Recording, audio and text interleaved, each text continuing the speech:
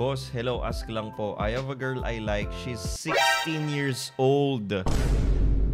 And I'm 22 years old. The problem is, meron siyang kamutual same age niya.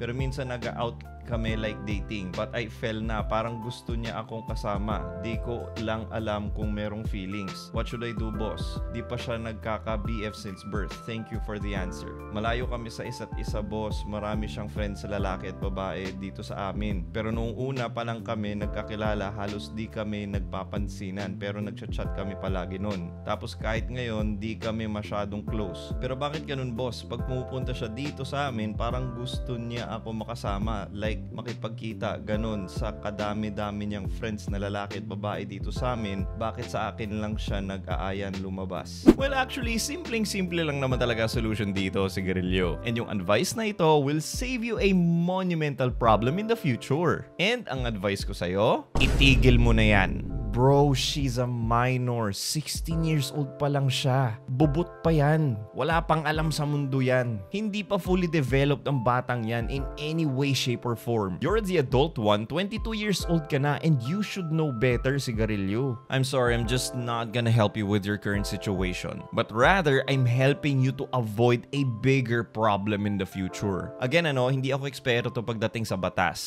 Pero alam ko, pwede kang makasuhan ng parents or ng legal guardian niya once nalaman nila na nakipag-sex ka dun sa bata. Maybe meron tayong abogado dyan na viewer, and please shed light on this matter, no? Dyan lang sa comment section, i-type mo na lang. I-type mo dyan kung ano yung mga possible na pwedeng isampa sa kanya ng parents niya once na nalaman ng parents ng bata na naging sila and may nangyari sa kanila. But I digress. I'm just not gonna help you on this one, bro. I'm sorry. The best advice that I can give you, though, is for you to find other women who is of age na, i.e. 18 years old and above. Hayaan mo na yung kamutual niya na same age niya. Kasi mas appropriate yun kasi nga parehas sila ng edad. Pero syempre, dapat at that age, aral muna yung naatupag nila, no? Pero, what I'm trying to say is, at least yun, parehas ang edad nila. Parehas silang minor. Kaya Sigarilyo, ha?